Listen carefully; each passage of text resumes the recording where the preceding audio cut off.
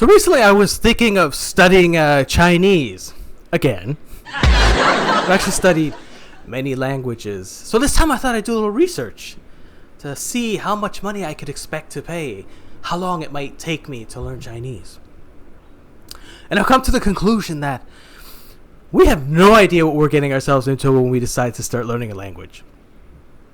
So I've been learning Thai, and during my research, I discovered that it's estimated to take 1,100 hours in order to become proficient in the Thai language. Now, when I first saw that figure, I thought, 1,100 hours, okay, it doesn't seem like that much. And then I looked a little deeper. If I studied 1 hour a day for 3 years, I might become proficient. And I know what you're thinking. Like, that's too long. An hour a day? But I wish I knew that before I started learning Thai. Because I've been studying more like an hour a week. An hour every 2 weeks. At that rate, to become proficient in the Thai language, I'd have to study 20 years. And I'd already been studying for 3 years. No wonder I'm still struggling. And I often tell myself, you've been studying Thai for 3 years, you should be fluent by now. But at an hour a week, an hour every other week, I probably haven't even studied 100 hours. I've been studying Thai for 3 years and I've barely even started. But you know, whenever you start learning with a new teacher or you meet a new language exchange partner, one of the first questions they always ask you is, how long have you been learning Thai?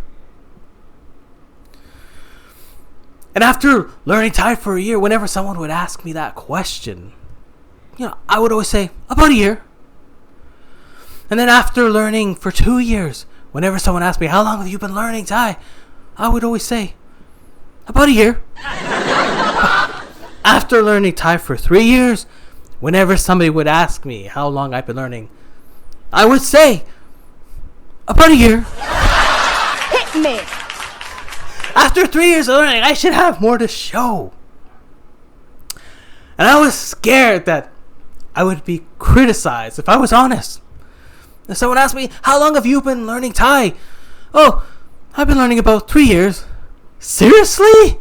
What have you been doing the last 3 years? You should be fluent by now. But I think at some point we all struggle. At some point we all look for shortcuts. Language learning hacks and language learning blogs on language learning YouTube channels. But after you read those blogs, watch those videos, have you ever just really felt disappointed? You know what I mean? It's like common sense. Let's say the title is The Secret to Learning Any Language. And then the only thing you read or hear is, watch a movie in your target language with subtitles. How original. Read in your target language. How did they come up with that? Speak with native speakers. Why didn't I think of that? It's common sense. But I don't think because it's common sense, that's a real reason why we're so disappointed. I think part of it is many of us, we really believe there's a secret. And if we could just discover that secret, we could become fluent in any language. This guy's on the edge of his seat. He's like, tell me the secret! I've been there. I've typed in the search. How do you become fluent in a language? And I know there's people in this room who are still clinging to the hope of discovering that secret. They believe there's a secret. So I really want to apologize to you in advance in case during this set I crushed your hopes. It's like Santa Claus.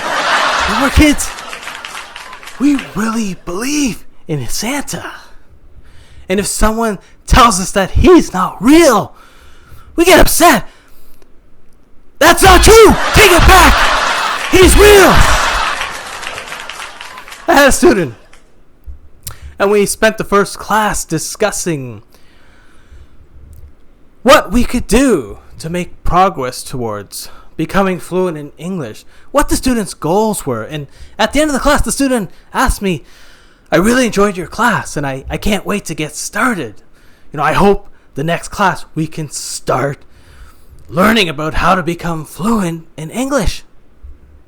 I'm thinking to myself, well, we just spent the last hour discussing this.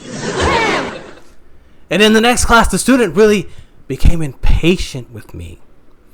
They asked me, when are we going to start learning about how to become fluent in English? And I said, we've already started. Finally, I just had to tell the student,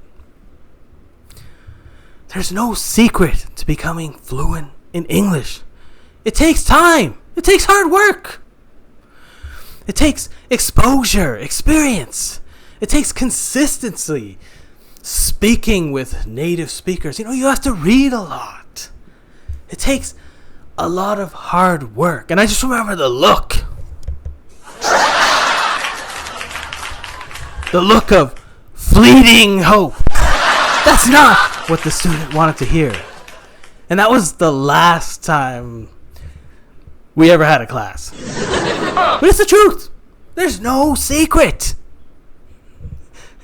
And this guy's like, he's giving me the look. There's no secret, I'm sorry. And there's people out there, they know there's people like you and me who believe that there's a secret out there to becoming fluent in a language. And they use that to their advantage. That's why when they write titles for the videos or blogs, they write something like, the secret to becoming fluent in any language. And that's why we go and read it. That's why we go and watch the video. Because we believe there's a secret. But then, when we get there, the only thing we read or hear is, read in your target language.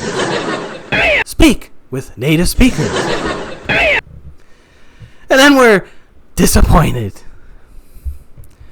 And at this point, some of us, we start to realize, okay, there's no secret. But some of us, we still cling to that hope. We still believe there's a secret out there just waiting to be discovered.